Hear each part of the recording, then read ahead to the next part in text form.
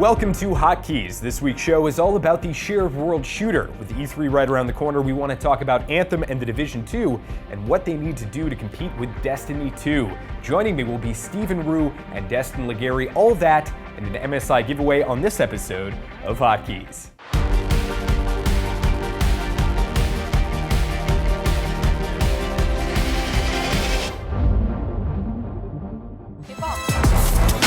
Ready to go?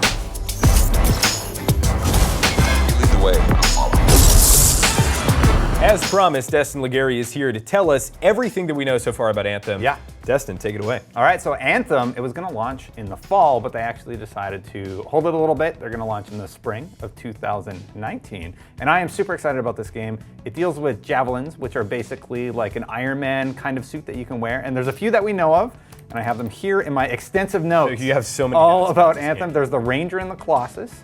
The Ranger is an all-around balanced character. It has a multi-target missile volley. It has a shotgun, a scope zoom, and the Colossus is a heavy armored tank. And we saw this during the E3 demo last year. So With that totally real player chat. Yes. Real players actually talking about real stuff, definitely not fake. So these these javelins are archetypal. They're basically analogous to a class in Destiny. Correct. The Guardian class. And the third one we don't really know. It looks like sort of like a maze, like a you sort of have caster. mystical Sure. abilities of some sort. We're not really sure though. So is this open world? What's the deal with the environment? Yeah, so I mean, there's enemies out there, and you fight the Scar, which are these sort of beasts, or at least that's what we know about so far.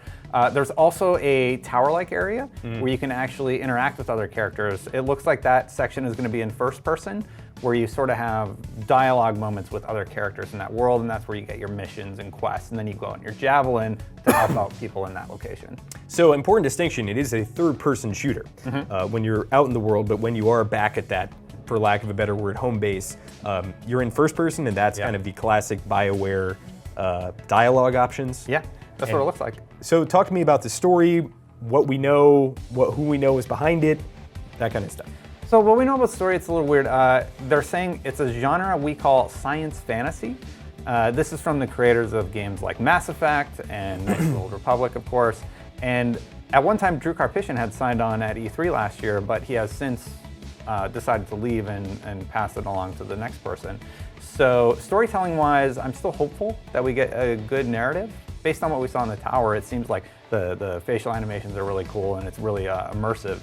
But I don't know much more about what to expect. We saw this amazing open world that you can fly through. Talk to me about the world. Yeah, so all we really know is that it is going to be a continuous open world that is ever changing. That's actually from an EA investor call. And that's really, really intriguing to me. There's this guy, Brennan Holmes, who's been posting a ton on the Anthem subreddit just about systems and how they're working on like getting rid of loading screens and such so that you kind of can have a continuous experience when you're out in the world. And ever-changing is really interesting because that's akin to something more like EVE Online, and the reason that that is ever-changing is because players are interacting with it and claiming space. But for these linear, we'll call them theme park MMOs or shared world shooters, for lack of a better word, generally there are static spawns and static areas. So when they say ever-changing, I think that's really interesting. Yeah, it might be based on the quests that you get or something from the people in the tower-like area. There are also the Shaper Storms that occur, which we're thinking are going to be like dungeons or strikes in Destiny or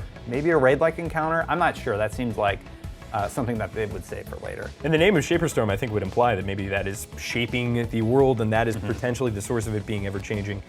So EA is publishing this, and I think a lot of people are down on EA recently after Battlefront 2, after the microtransaction controversy, and I think a lot of the feedback I see on YouTube comments whenever we post anything about Anthem is like, it's going to be ruined by microtransactions. Have Bioware said anything on that point? Yeah, addressing concerns about EA, Brennan actually said, in their day-to-day work, the larger organization isn't really involved. That's all internal. We have our goals and priorities, and we're working towards those. So it sounds like EA has been fairly hands-off, and EA said something along the lines of kind of letting them do their thing. Obviously, they have their goals for the franchise and letting Edmonton work on it. But it seems like they know that they can't have another Star Wars, basically. And they don't want that to happen. So they want to just sort of let them have their creative freedom, but they're still trying to hit these goals. They've already let them delay to Q1 2019. So that's, to me, that's good because we're going to get a better product. Do we know anything about PvP? I don't know if they've mentioned anything about that off the top of my head, but how would that even work with other javelins? Well, I think it could be fun. I think there could be a lot of like mid-air Quake-style gameplay, which is a lot higher skill cap. Obviously, the skills of the Javelin could come into play, but it is definitely a choice when you choose to have something like PvP in your game, because you really have to support it, and it does take a lot of your resources. Yeah. That being said, I do think it provides a pretty nice tail on the end of a game. All right, something that I wanted to touch on was a Reddit comment that I think is something Destiny 2 desperately needs, is a PTR, and they were saying they might have a PTR. Yeah, it said it's something that they're pretty interested in. We're still working out a lot of the details, but I'll make sure I bring it up in our next sync. So it's something they are discussing internally. I would love a PTR for games like this, because like you can introduce one weapon and then that weapon's just the meta because it breaks something, like a heavy ammo glitch or something that they have to get out of there, or a weapon that's just way too powerful so everybody uses it in PvP if it has something like that at launch. So if you could speak to the folks developing the game at Bioware right now and give them 2 or 3 tips that you think are essential to having this game not only be initially successful, but also have a very high concurrent player base for a long time after launch, what would those be? Yeah, so don't make a convoluted leveling system. I think that's really, really important. Just make it clear that here's how you progress in our game. Continue focusing on the story and the narrative. And people love lore, and if you give them lore to dive into, and consider people smarter than you might give them credit for. Sure. Like, we can figure out systems. Look at Monster Hunter. Look how successful that game was before. It's because it had sets and set bonuses and all these little perks that you can min-max your damage. I love that stuff in a game like that. And if Anthem has that sort of progression path, it's going to crush. I agree. I think the initial progression path should be completely intuitive, but then the minutia and changing your builds around, that kind of stuff I think should have all these little bits that you can dig into. But again, I think if you kill something challenging, you should get a good reward for it. Definitely. And I feel like that shouldn't be bottlenecked in terms of progression. That's something that I'm running into Destiny 2 right now and having a really difficult time with. For me, just based on the footage we saw, the gameplay loop looks like it's there. I hope it's enjoyable when we get our hands-on time with it. Yeah, so like if you nail that, it looks like there's lore in the world with the storytelling. You know, having a writer like Drew Karpyshyn gave me a lot of confidence. So when he left, I was actually a little concerned about that. And there have been a few departures. Yeah, the lead animator as well, right? Yeah, so I'm a little concerned, like why are these people coming on and bailing? Is it just too ambitious, or are they too far along? It could be a corporate culture thing. I think when you see those upper level folks, especially ones who have been with like Bioware for a very long time, it is concerning, so maybe we won't know. So when will we see more Anthem? Definitely E3 this year. All right, this has been Destin Legary. He's one of our Anthem experts. He'll be back to talk about the Division 2, but in the meantime, we're going to have Stephen Rue jump in and play some Destiny 2. Let's take a look at some of our favorite moments from that gameplay that we have seen of Anthem thus far.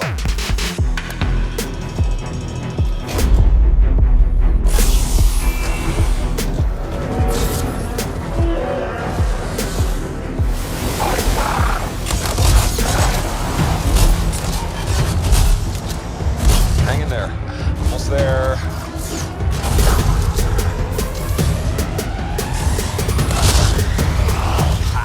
Okay, I'll get this round.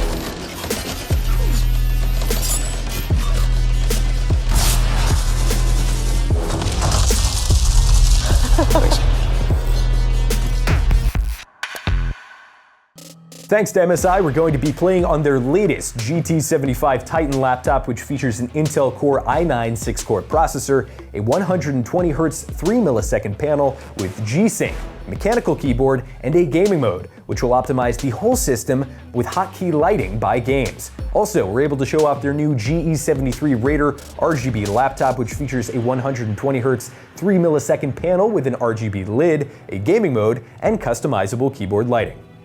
Make sure you stay tuned later as we're giving away an MSI Optics MPG 27CQ gaming monitor.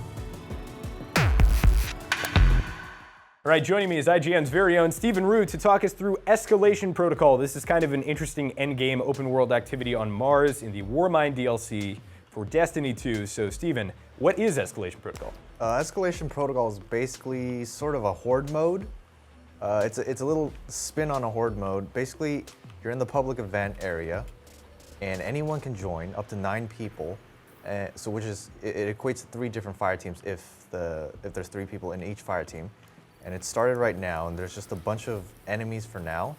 But as the waves progress, it gets much harder to the point where unless you have 9 players, you cannot complete it. How many times do you have to do this? There's 7 total waves, and actually, once it's wave 6, the recommended light level is 400, 400. which you cannot obtain. Wow. Very confusing. Very. It gets pretty nutty. What do Yeah, you get this from is- this? So, you don't get anything until wave 5, and that's just a bunch of tokens and gear that you're probably not going to use. Once you hit wave 7, you get a chance at a weapon and a armor piece. So are those exclusive to this mode? They are exclusive to this mode, but getting to wave 7 is extremely difficult. So there are pros and cons, I think, to this mode, but a lot more pros than I think there are cons. The pros being this is some endgame content, something that the community is very desperate for. I would even go as far to say it's like post-endgame content because we can't currently obtain power level 400. Yes. It's emergent, it's in the open world. It can incorporate 9 players, which I think is really cool. It's brutally difficult, and there are exclusive rewards. So all of those boxes are checked. I think that's a thumbs up from my perspective, at least, for Bungie. Here's the Ogre, which is the first boss of level 1. You're on the 4th wave of level 1 fighting this boss. But I think some of the downsides might be you can only take your fire team of 4 people. So 3 people, excuse me. So the other 6 folks in this instance with you, unless you're using something like a VPN and kind of doing some of the stuff that the game doesn't allow you to do without going and doing a bunch of research, you're not going to be able to consistently rely on those people, right? Yes, exactly. And on top of that, there's no open comms with other random players. There is local team chat, but you have to opt into that, and not a lot of players opt into that. We just killed the first wave boss. All right, so now you have to rush and get the other one going, correct? Yes, so we are gonna wait until the tower opens. Got it. But yeah, unless you somehow manipulate it and get 3 fire teams of your friends, it does get very difficult. Almost too difficult to where it's not worth the reward at the end. Absolutely. Looking for, oh, there it is. It's that big red laser. So how far have you gotten? We actually manipulated it and got 3 fire teams of 9 friends, and Sure. and we completed it that way. Wow. So all the way. However, it took every last bullet we had. Really? That's very funny. So you got the exclusive reward. Yep, I got the, I believe it was the shotgun and the class piece. Do you have those on you or no? I believe I have the class piece. I don't think I have the shotgun. Okay, we can look at it later. I can put it on right now. There it is. Boom! Look at that. Beautiful. That's the hunter class piece. You can only get it from this mode, which I like. Sure. I would expect for all the trouble that it would be a little bit more showy. Yeah, You know what I mean? you're not wrong. What are those floating shards in the air? So there's always 4 waves, 4 mini waves to each wave. The first wave is kill all the stuff, and then you have purge these shadow rifts. They're basically green circles. And after you spend some time inside, these crystals lose their immunity shields. Got it. You take out the crystals, and then the mini boss spawns, which he's about to spawn. There he is. Crucial information there. Yep. And as you progress in waves later on, I believe it's starting wave 4. More shadow rifts spawn, up to 3. So you're gonna have to coordinate with your fire team and split up so you can get all 3 shadow rifts at the same time. So the Escalation Protocol, I think, is really cool, something new that we haven't necessarily seen before in terms of a very large, very in-depth, very difficult public event. I think there are pros and cons to it, the pros being that this can incorporate all 9 players in an instance in this public event that is multi-tiered, very high light level, definitely endgame content, something that isn't a raid or a strike, which I think is welcome, something that's a little bit obtuse, but definitely gameplay focused and not just weird mechanics. Yeah. You just wrapped up level 2 and now you're going to go on to level 3. I think the downsides of this mode, though, are you can only bring a fire team of 3 people. And then you have to do things like manipulate a VPN or live close to each other to try and hope to get in to an instance with the rest of your friends. I think it'd be so much better if you could just play with 8 of your friends and have you in there as well. Yeah, it would be extremely fun, especially with a game like Destiny. The fun lies in playing with your friends, and when you have to force your way to connect with said friends, it becomes kind of a pain. You also mentioned earlier that there are no team comms beyond your fire team. So this being one of the most difficult encounters in the game, period, it's kind of strange that you can't communicate with 2/3 of the folks that are doing it with you. So sometimes a public event will spawn, and it actually takes place of a wave of Escalation Protocol. So the public event combines with Escalation Protocol, so you need to complete this public event while really? while fighting the bosses of Escalation This Protocol. is really cool, actually. So I'm gonna die here. It happens. So if you've been watching at home, hopefully you've learned A, how to initiate and complete this event, as well as B, gotten a little bit of editorial insight into what we think of it. Overall, I think things like Escalation Protocol are moving Destiny 2 in the right direction. Would you agree? I agree 100%. I wish they'd expand on activities like this. Absolutely. And allow us to play with friends in an easier capacity. For sure. And as a side note, to end this rant, I kind of want more boss rushes. I do too. From the raid. I think everybody who's played the Leviathan, the final raid lair, is just a little bit fatigued on the incomprehensible escape room encounter. It's really cool to have those once every 3 or 4 encounters. But man, I just want to shoot a big bad guy at some point, I think. We're going to move on to a discussion about The Division 2, but before we do that, let's take a look at some of Steven's best clips from playing Escalation Protocol.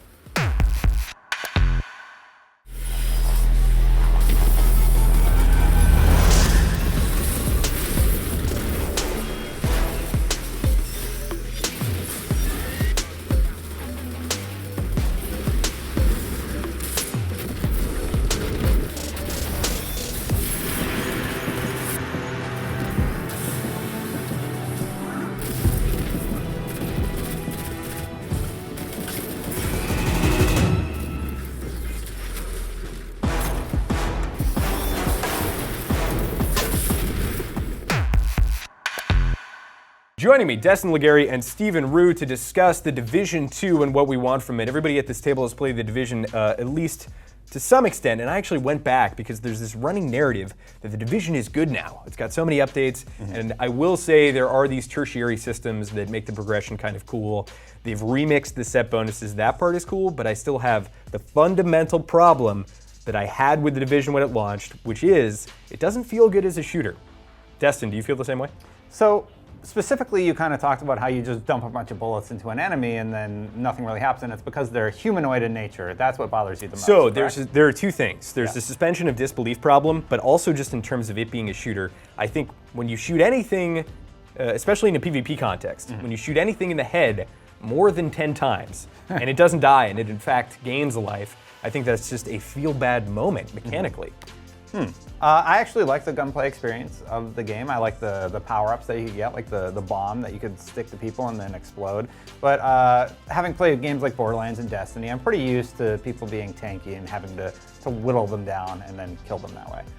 But it didn't bother me that much. Steven, what do you think? That was a turn-off for me as well, the bullet sponge aspect. When I play multiplayer against other players, I want fast-paced action.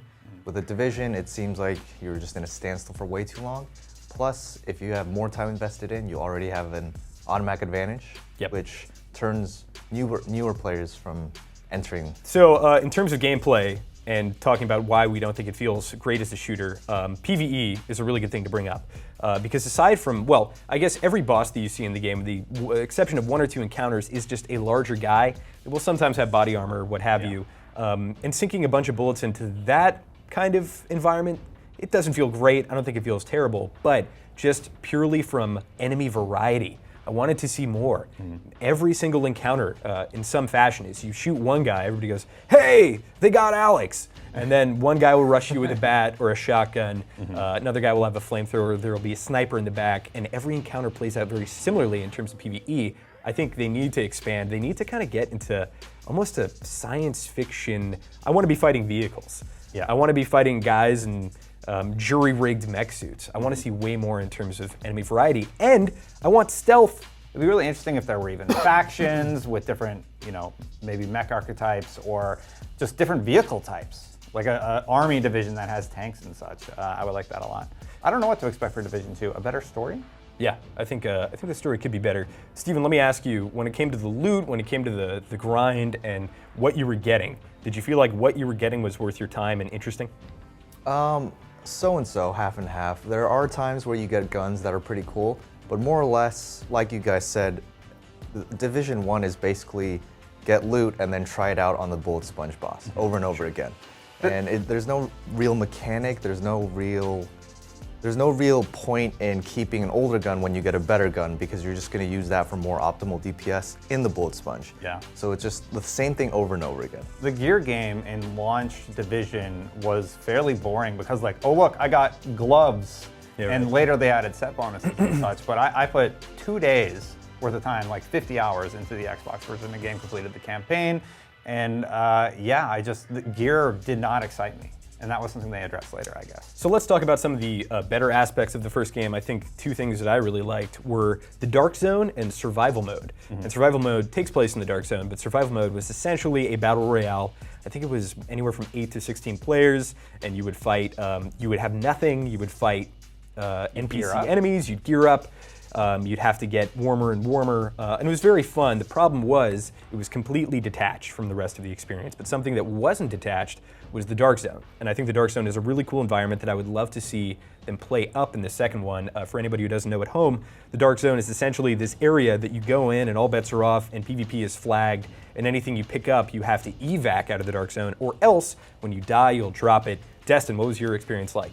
Yeah, I was terrible in the Dark Zone. As I said, like I needed somebody to like help me out and sort of show me the ropes, but I got a few extractions out of there. It was okay. I liked it. You got to play with a friend of yours, Peter. You guys got to mob it up in the Dark Zone. What'd you think? I loved the Dark Zone initially. I think the concept of the Dark Zone is fantastic, and if they expanded upon it, I could see myself getting really addicted to it. Unfortunately, when Division first came out with the Dark Zone, I found every time I played the Dark Zone, my fun level went down dramatically every single time. Yeah. Because it just felt like there was nothing to play for after a certain amount of time. So if they could expand on that, maybe if you evac 30 things, you get this gun. Like milestones. Yeah, it would be pretty fun. So when I ask people how they feel about the Division 2 and what they're expecting, I get 2 very completely opposite answers. And one is, I think they're going to fix all the problems. It's going to be fantastic. They'll have learned their lesson. It's so good right now, and they just need to take that and apply it to a sequel and add some new stuff and refine the core combat experience. It's going to be amazing. Or I think it's going to be the same and it's going to stink. Steven, what do you think? Well, I think they have a pretty solid base foundation right now. If they improve the base game, I could see people coming back. The tricky part is because Division flunked pretty badly initially, Division 2 also has a very short window to get the audience. Totally agree. And if they flunk that, I can't see them recovering back from that. That's a really interesting point, and I think the same is somewhat true of Destiny 2. I think when you launch a numbered sequel, there's a limited time to really show your community what you have, put your best foot forward, and then after that, I think it becomes very difficult to granularly improve your game. Destin, what are you expecting? Yeah, so to your point, Division came out, people were hooked on the Division when it came out, and then you hit this wall and they introduced their first raid experience, and it was kind of just like wave after wave of enemy, and people were like, I'm done, and they bounced. Yeah. Hopefully, we get a dramatically revamped version of the Division, new graphical overhaul, so to speak. And I would just love to see what they can do more in the technological aspect, because most of the enemies we fight, they're snipers, there's dudes with shields who are rushing you, etc. So like if they go back to the drawing board and make gear sets cool, the people that you're fighting interesting and varied, I think they have a lot of potential to succeed with the sequel. Absolutely. Destin, Steven, thank you guys so much for joining me. This has been Hotkeys, and we've been talking about shared world shooters. Of course, when it comes to Anthem, the Division 2, and even Destiny 2, you can find out more about those games and what the coming months hold at E3 on IGN.com. And for all things PC gaming, keep it right here on IGN.